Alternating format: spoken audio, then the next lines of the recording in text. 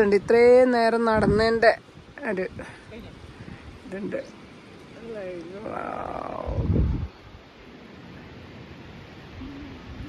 ഇങ്ങനെ തട്ട് തട്ട് തട്ട് തട്ട് തട്ട് പോലെയായിട്ട്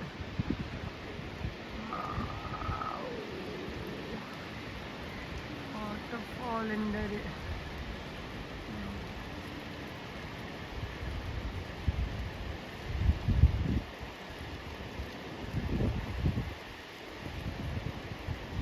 ഇങ്ങനെ നൂല് പോലെ.